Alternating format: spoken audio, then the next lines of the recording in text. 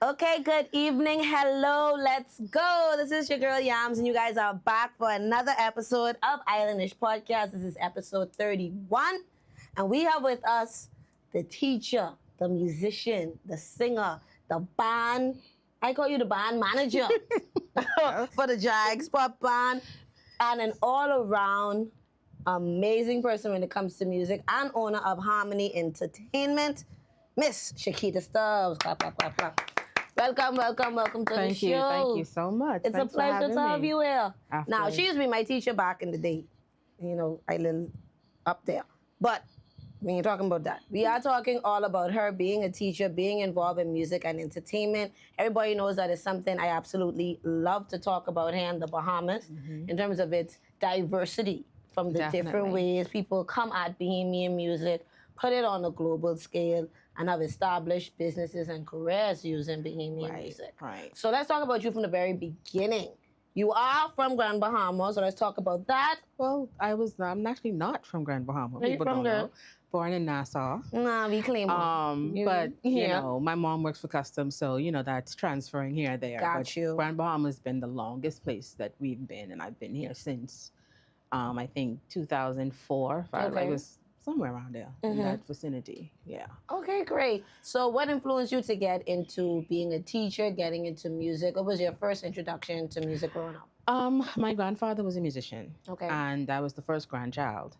And I was outside playing in the dirt, like little children. What else do you can do, right? Right. And he was Mud pies. he was like, girl, come here. Let me put you on the piano. And he Okay. sat me down with my one little finger, and Mary had a little lamb turned into all these years later still. in Wonderful. music. So my grandfather was my first introduction to music.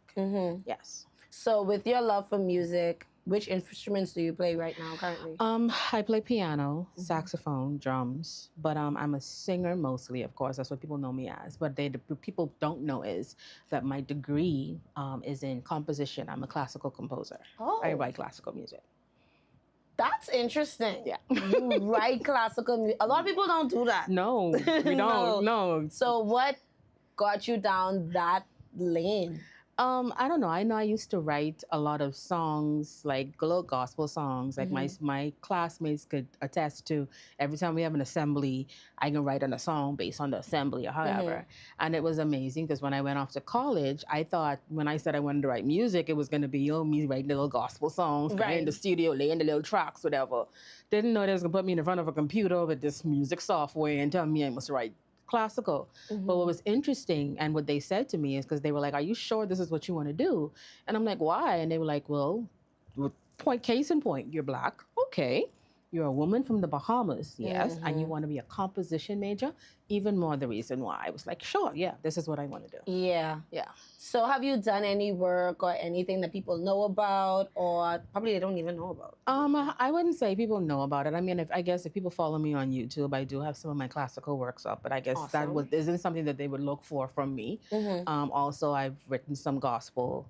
I've written a love song, and all of those are on YouTube, on SoundCloud. But of course, because I'm more of a behind the scenes person, I don't push stuff out as much as I should. Yes. And I've been being told that a lot lately, like you need to put yourself Put this out there. Thank you. Because people need to know that you do these things. So I'm now, I guess, trying to push things, I guess. Yes, come in this spotlight. Come sit on the podcast and talk about all these things you do. Right. And the reason why I'm saying that as well is because I know a lot of Bahamians who want to get into film. And they want to do things like that. And with you being someone who's a composer, you could probably even start to do scoring in terms of like picking music. And people wouldn't think that you could do something like that. No, they don't think it, but I do. I can do film scoring and all of that stuff. I have the software.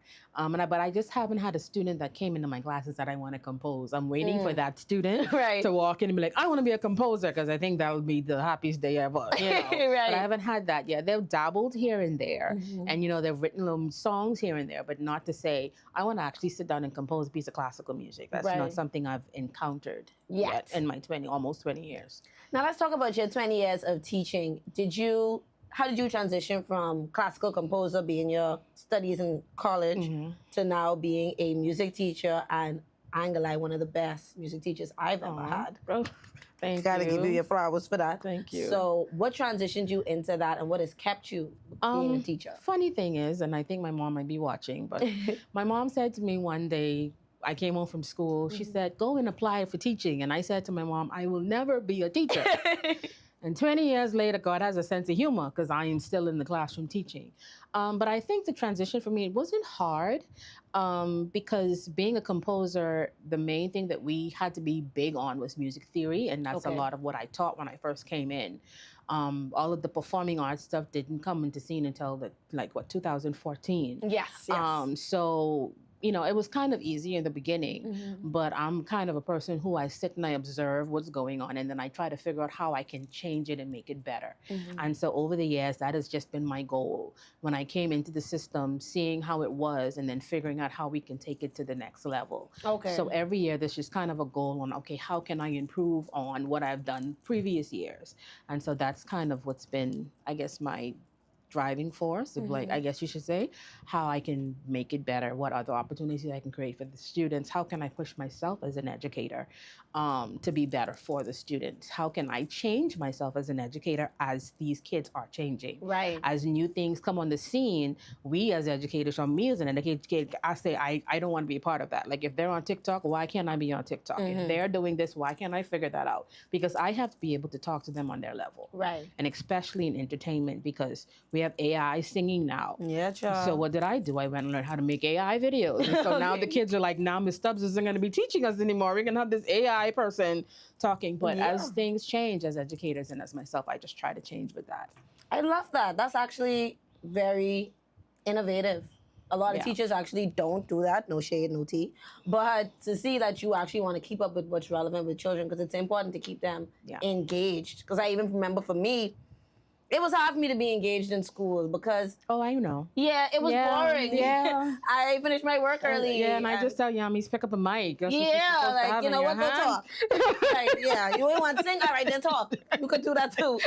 So here we are years later. So let's talk about how, because I feel like, I don't want to say you formed the Jags Pop Back, but how did that happen? Because that wasn't happening when I graduated in 2010. Well, no, it wasn't. What happened was, and I'll be honest, I had some instruments that were donated, a bass guitar and some other instruments. And I had students that just were interested in how to play them. So I remember opening up a bass guitar, and I had a student, T-Ron Jones. I think he's a police officer now. But he just saw this bass, and I was like, you want to play it? Like, he just kept looking at me, looking at this instrument, taking it out of the box. And he was like, yeah. And he picked up the bass, and I think today now he's still playing the bass in his church. So, like, once I realized that students had an interest in certain things, that's when I said, okay, let me form something, some sort of an outlet where they can use this talent, develop this talent, figure out what these talents are that they may have and don't recognize yet. And so that's when the first pop band, I guess, was formed. The ones that went to Canada, that would be Lemuel Bain, who's now back here in the community, Livia Duncombe, Kishan Simonet. Then we had Mario Jones, who wasn't a student at St. George's. He was at Sunland, but he was our drummer. So we just was pulling people in left, right, and center. And Raheem Larimore, who are all these students who are now either finished school or started their families, and you see them now, and it's like, look at where you've come from, where you started. And so it's a proud moment, especially like when people like Lemuel walking in, and I in a voice lesson with him and Kwai, and I'm like, use my... Okay, boy, full circle, right? Yeah. So, but that's when it started. We went to Canada that year, and they got to audition for college, and we did some performing there. And the kids, some of them actually got accepted to Holland College that year and went off and studied performing arts and voice. And so, from then I was like, okay, this is something that can keep going. And so from 2014 to now, it's still going. I love that. And listen, this ain't no joke band. I know, where my camera right there. This ain't no joke band. There's have outfits, there's have choreography, there's being sync. Like, it tells a story.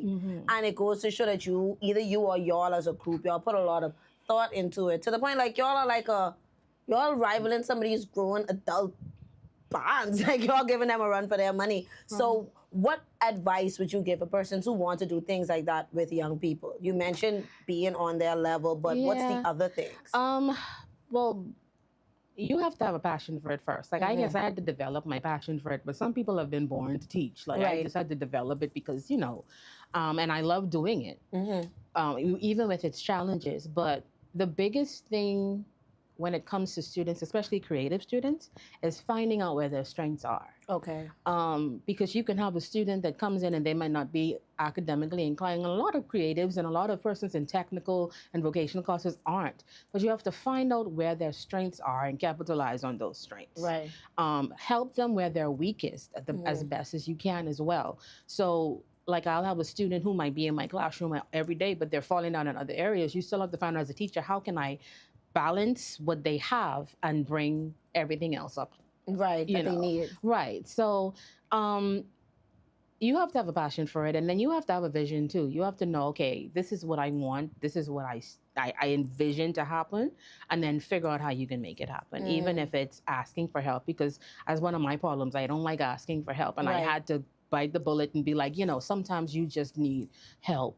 Because a lot of things you can't do it on your own. And then being in the government system, there's a lot of disadvantages and things that you don't get. So sometimes you have to go and outsource assistance from other places and figure out what it is you need to develop what it is you want. One for the kids. Exactly. And one for the group. Exactly. Okay, awesome. So, because we started to wrap up talking about June and we're supposed to get into our topics. Oh. But right now, I do want you to talk a little bit more about Harmony Entertainment, how that got started, and the services you offer in that. Well, that's where I'm talking about asking for help. Okay. Harmony Entertainment was more like a mentorship program. Oh, okay. So what I would do is I like bringing in persons because I don't know it all.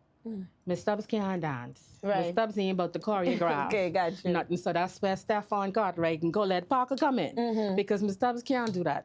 If I need help with the band, that's when I call Kamal or Shawnee or some of them to come in. When I need help with the voices, I call Kelda Sweeting. Got because you. sometimes what I realize too, kids become very familiar.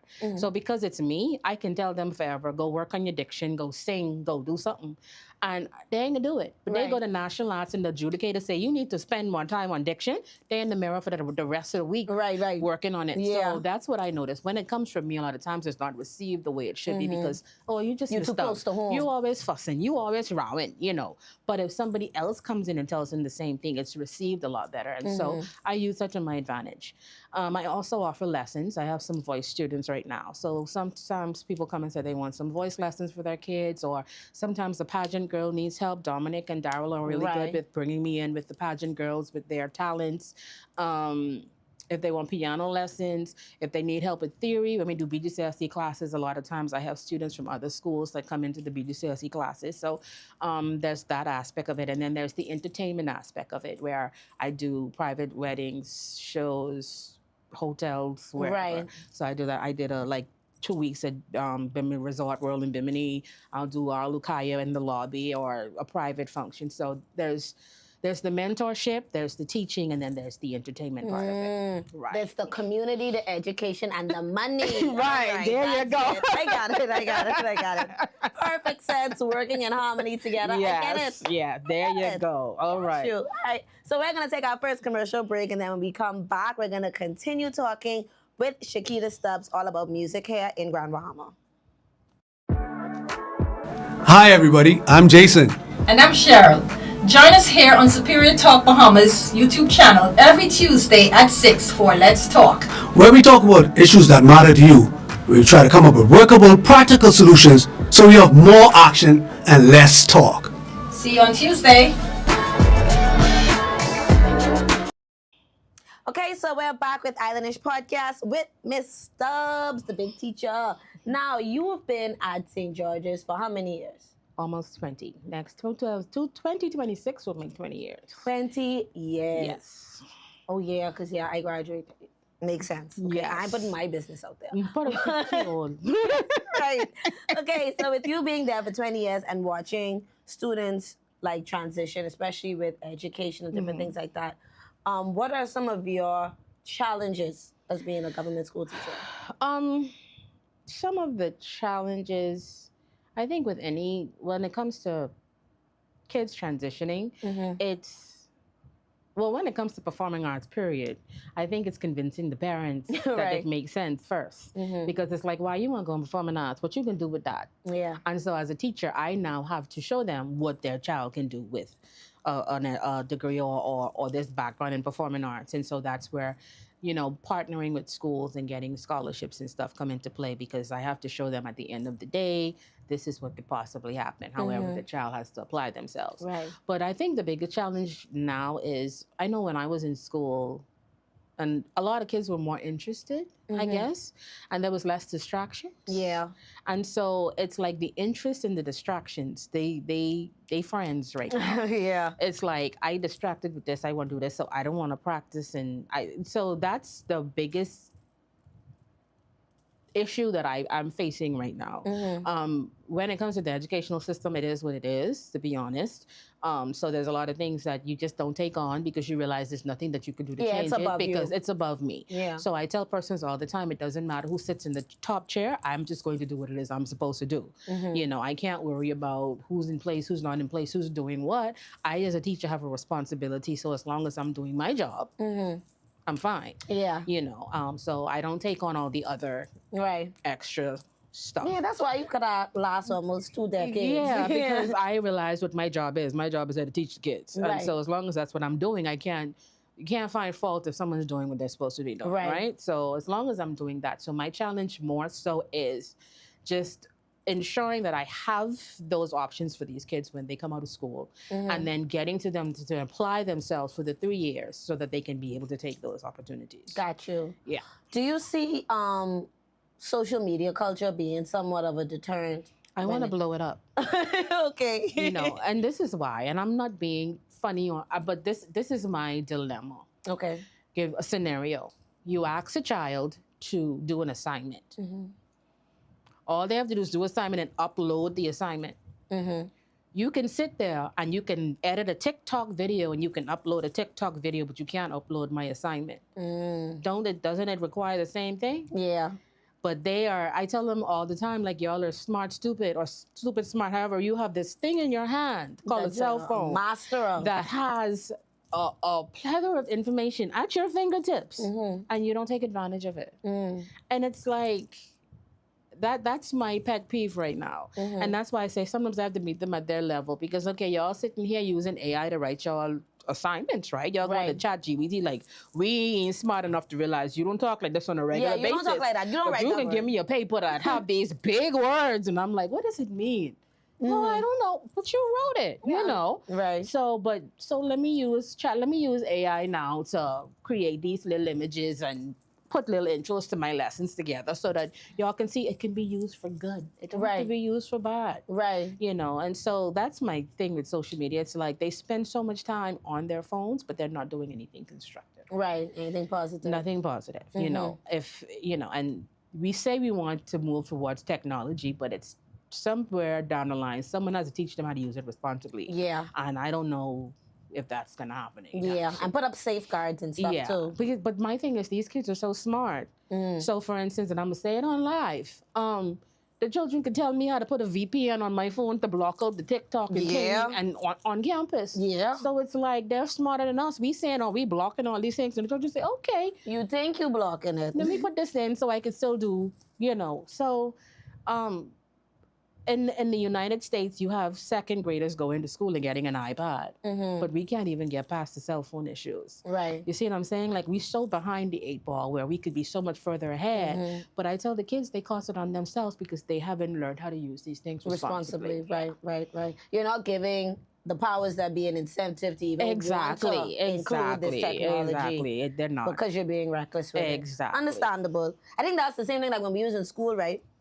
I think it was like 1 year when they allow us to drive to school. Oh my God! You remember that? Yes, year? and I wanted to take all the cars and put them in the bush across the road. Right, and like people just abused They it. just all run out. Loud music. Just me like, who adult this is coming to see their child? Right. Child jumping over the Kanye in the farm. I'm like, what? In Chevy bed. Like, Connect. Like, we just know how to push it, but then that's a children's thing. Exactly. Okay, so now let's talk more about what is or what you feel would help young people as it relates to education more, including things like content creating and the creative space? Because I love what you're doing with the pop band and with your music program at your school. But what other areas do you think we need to grow educationally when it comes to like music? Well, when it comes to let me talk about the course itself. Okay. And the reason being is because it's a progressive course. So when you get to grade 12, we jump into music business. And a lot of persons don't do that. Okay. The kids have to learn how to write a performance resume. They need to know what branding is.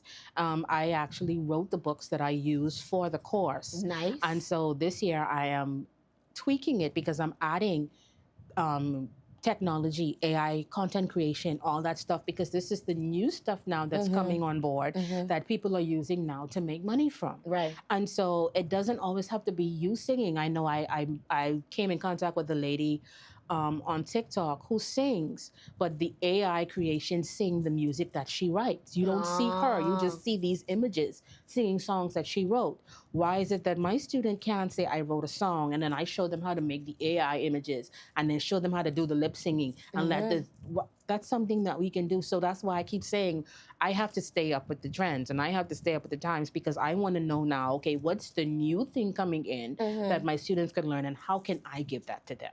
Wonderful. You said something and you hop skip over that, like you ain't just say what you say. What I say? You said you wrote books. Oh.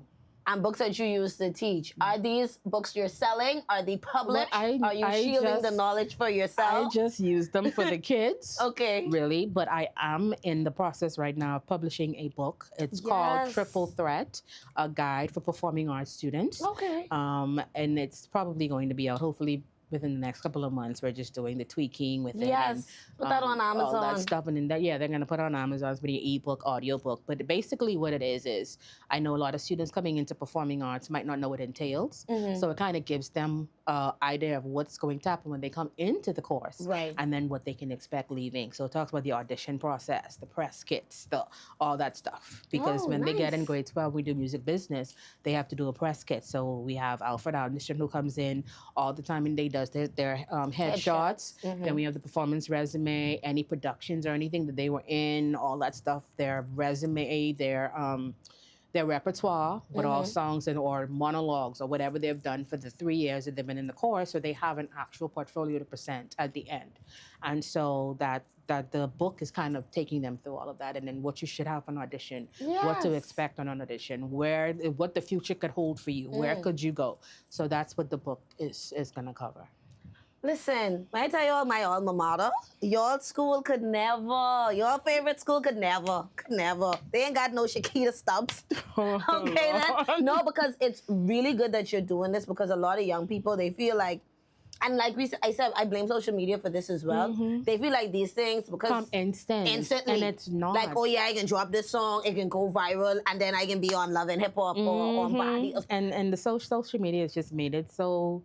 It's like they have unrealistic expectations. They don't have they have a warped sense of reality right now. Right. Because they see these things and they're like, I want that, but what that person had to do to get that? You don't know that. You just seeing this product now. Yeah, the end product. Exactly, but you don't know what they had to do to get where they're getting, and the things that they have to do to get where they're getting.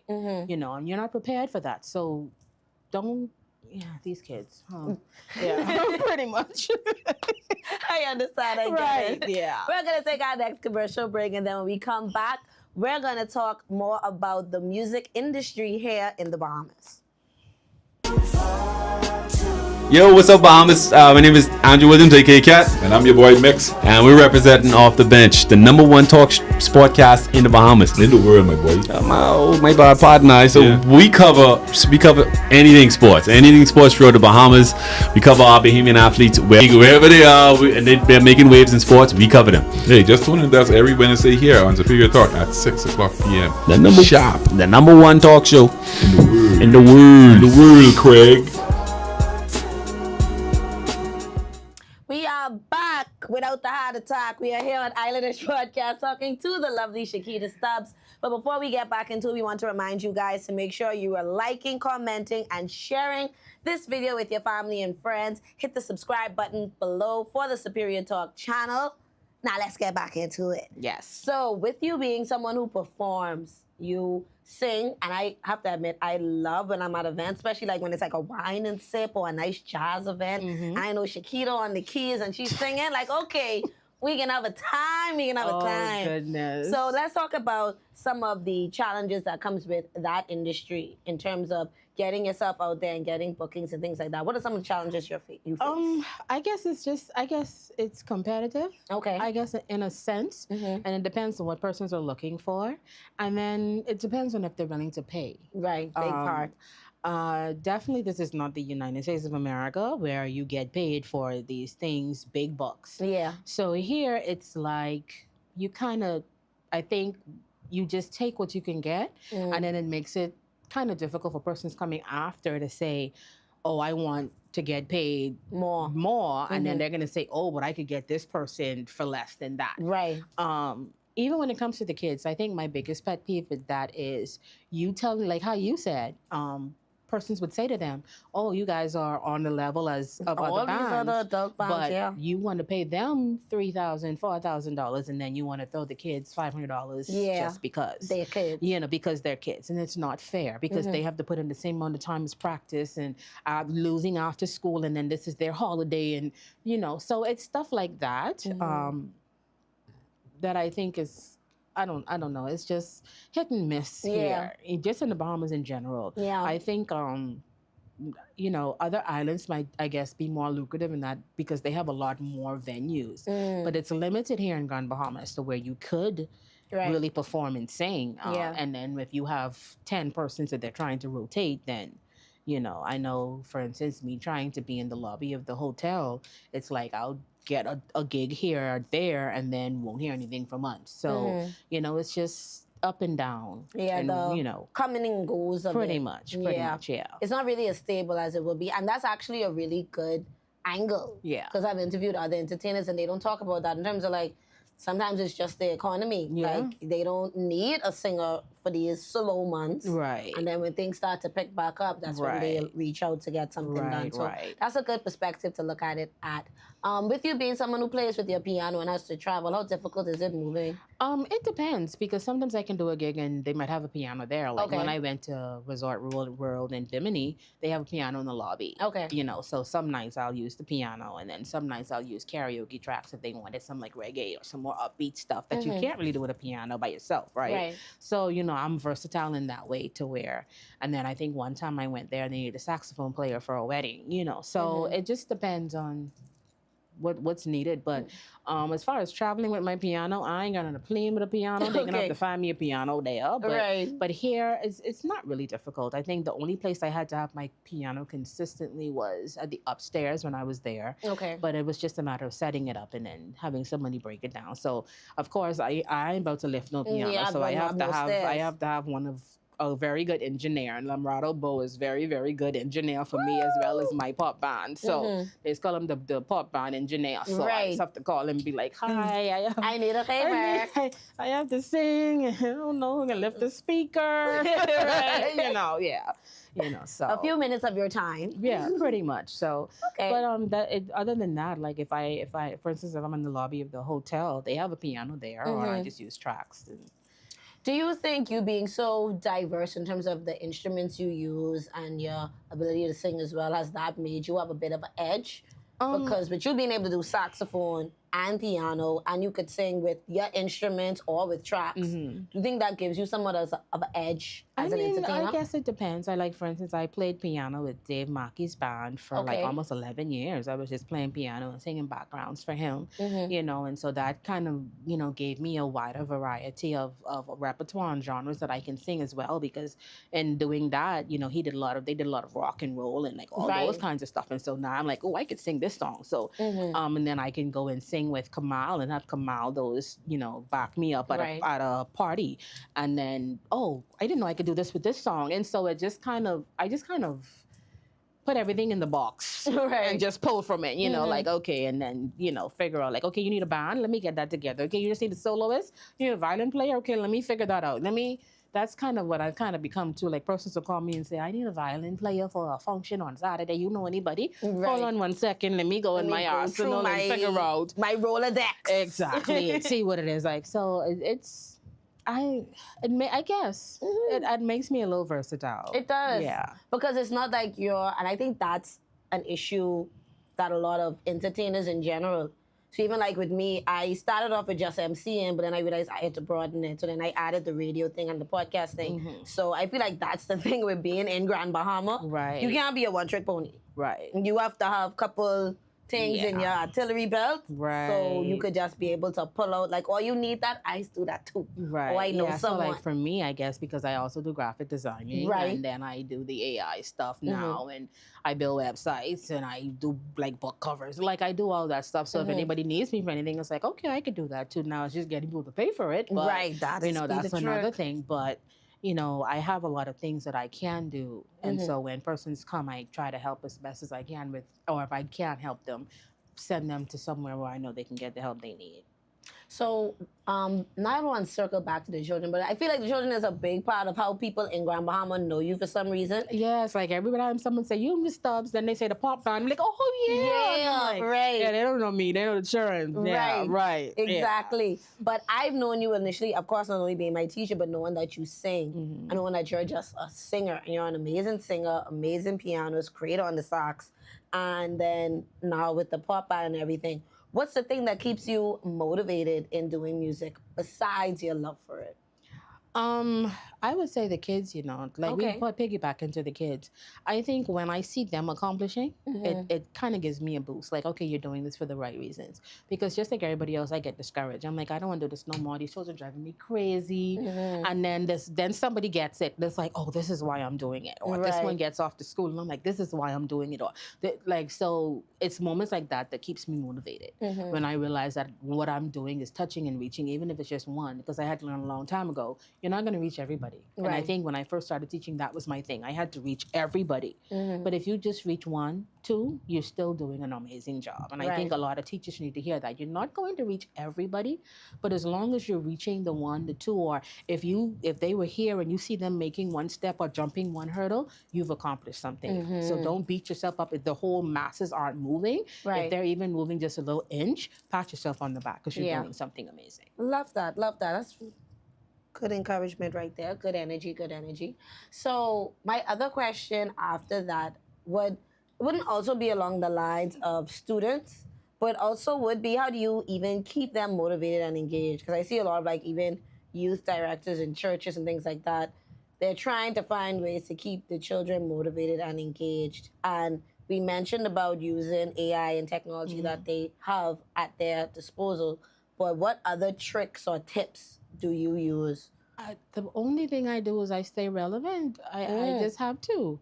Even when it comes to like I have kids who will just like the fact that I change my hair color every day and not just keep them Right, they motivated. like your nails. Yeah, they like my nails. Oh my God, it's pink. It was purple yesterday. And Right. like even little stuff like that you don't realize keep them engaged, but it does, And even when it comes to the pop band and to music and stuff, sometimes I ask them, I say, what y'all want to sing? It ain't about me. Yeah. Send me some songs y'all might want to do. Right. Now, if we do it, it depends on them in practice because, we get in practice and It just ain't sound like it. It ain't sound like that's all. I got to take 10 million years just to get them settled because this generation is just so distracted.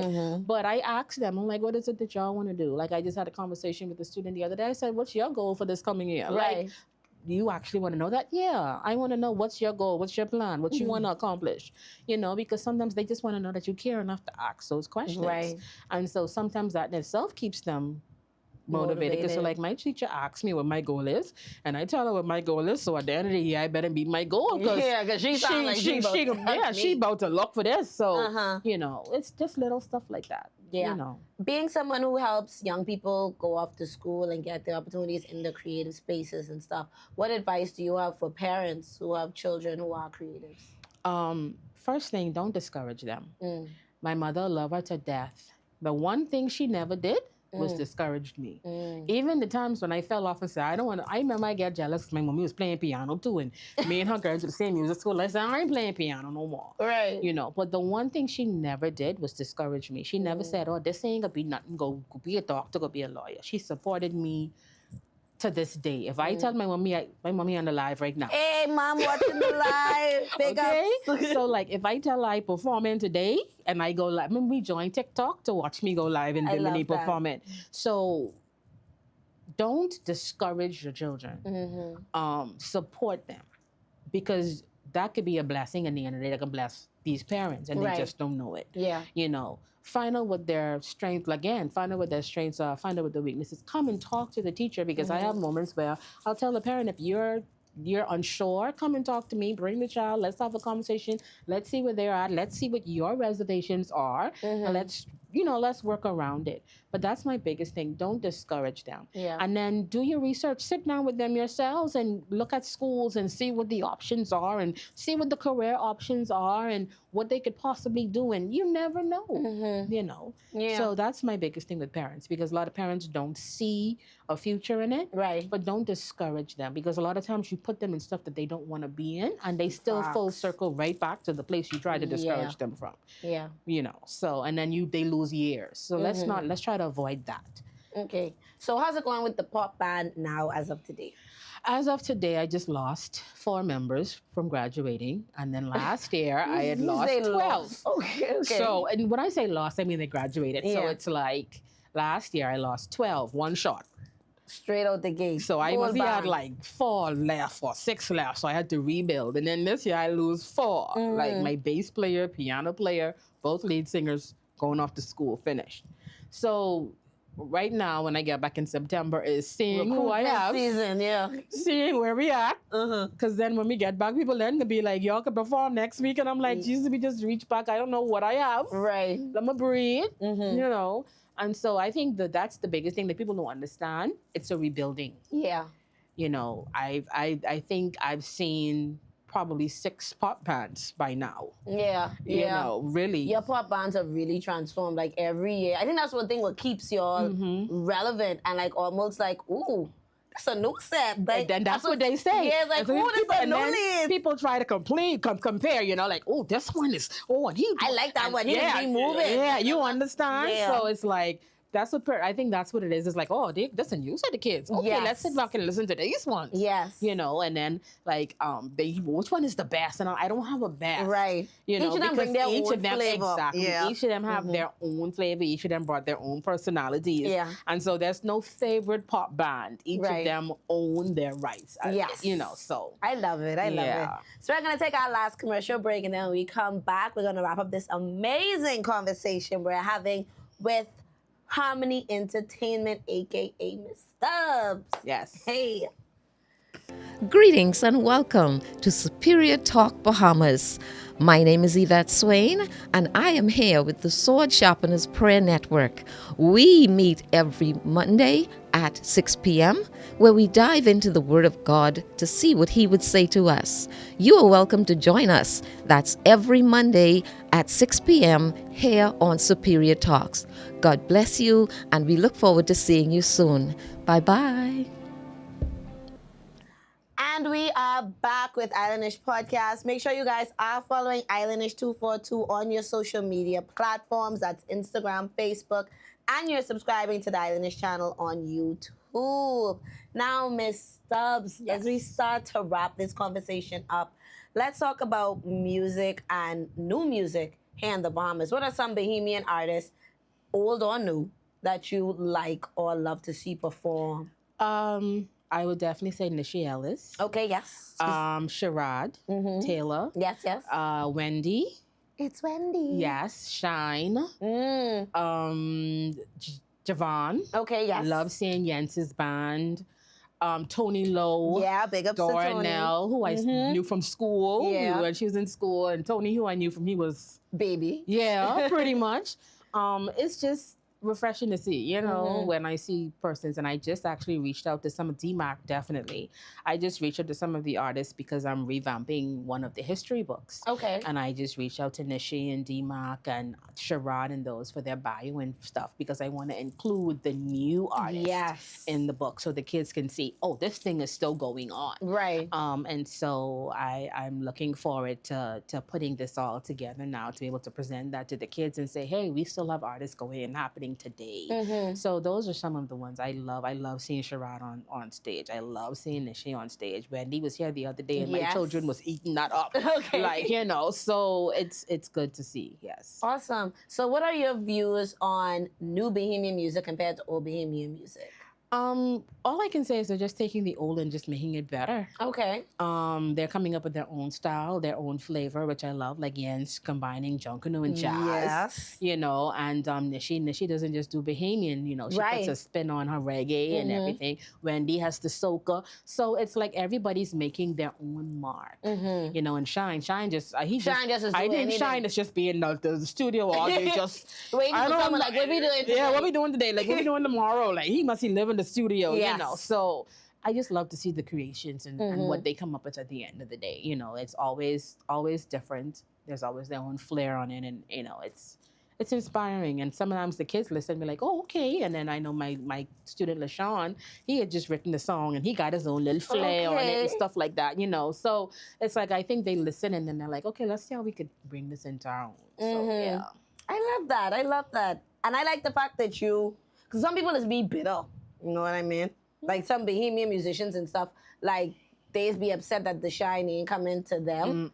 But with you being the type of person that you are, I've always known you to be someone who will push someone else to look amazing. Definitely. Like if they at 70, you're gonna work behind the scenes to get them to 100. Pretty much. So what has led to you having that type of mentality in the music industry?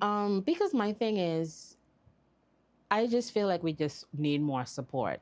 I don't do the hating thing. I can't. And if there's anything that I see anybody's doing where I can push them from behind the scenes to make it happen, I'm going to do that. It doesn't matter what the arena is. If I have a talent and a skill that can help somebody else become better, I think that's where my blessings come from. Right. It's not about making myself shine. It's about making others shine. And that's how I am with my students. And I tell them, don't be as good as me, be better than me. Right. You know, excel above me. Because as a teacher, that's what we want. I don't want you at this level. I want you to do some innovative stuff, like make some things happen. You know, for instance, I have Tanea Sands. That's my former student. She's now a teacher at Jack Haywood. Yeah. And she's starting her band. Love and anything that she needs, she know Miss Stubbs can push her. Right. You know what I mean? I have some that's in college now. Corey Higgs, Turquoise Dames, Alana Moore is studying to be music teachers. I want you to come take my seat. Right. Come and, you know, I am ready to move on. you know, so it's stuff like that that would keep you going because I want to push them to see them go beyond where I've gone. Love that. Love to hear it, man. So, question as it relates to you and what you're doing. If persons want to reach out to you for music lessons, whether it's instrument or voice lessons, whatever it might be, now is your time to drop your info. Let them know how they can reach you, how they can get in contact with you, how they can book you. Okay, well, I'm of course on all social media platforms. Yes. Every last single platform you could find. I'm there. So if you go on Facebook, you can look for my name, Shaquita Stubbs, or Harmony Entertainment, or K Harmony was the AI person. TikTok, Miss Kitty, something. Anyway, I'm on all. But if you look up Shaquita. Yeah, but if you look me up, my whole business card is on there. But 557-6646. My email, shakita.stubbs1981@gmail.com. My website, Harmony Entertainment 242. I mean, the kids' websites and Georgia's Performing Arts. You can reach me through all of those, and I'm ready and available to help in any way that I can. Even if it's resources, even if you're a teacher and you're looking for a worksheet, I'm sure I have it. Don't be afraid to come to my classroom and say I need help with building content, with putting lessons together, like whatever it is you need. If I am here and able to help, I will help. I love that. And I have to give you your flowers because, man, you have children in private school wanting to come to government school. You ever see? Like, they like, yeah, I didn't want to be a part of that program. They got the best program. Yeah. And they are coming and you really doing the Lord's work and you actually pushing a lot of these young people to get into art and into music, but the right way. Yes. Because they ain't just going to the YouTube university and just winging it. No. We're trying to figure out what it is you have and how we could make what you have better. That's the whole thing. That's awesome. It's such a pleasure. It's such a 360 moment. I know, right? I know. My student's interviewing me, guys. Yes, you know? I'm interviewing She's doing you. what I told her she would do. And here we are. This is what it's all about. It's about pouring into your community Yes, and watching definitely. it bear fruit. But thank you guys so much for tuning into Islandish Podcast. Thank you for watching this episode. Miss Stubbs, we're gonna have to bring you back Anytime. when it's time for the book launch and Yes, everything. definitely. You can give me a copy of the book. I can read through it. I can ask you a couple questions about it, and we can floss this over No properly. problem. So But once wishing that's you out, I all will the definitely make sure best. you get that. Always definitely. here to encourage, always here to And I support. appreciate you. Islandish, make sure y'all follow Miss Stubbs. I can make sure to drop everything in the description of this episode. Thank you so much for stopping Yes. on in. You are always welcome. Definitely. And this has been fun, but we gotta run. Yes. See y'all next week. I lied. Week after that for the next episode of Islandish Podcast. Peace out. Bye.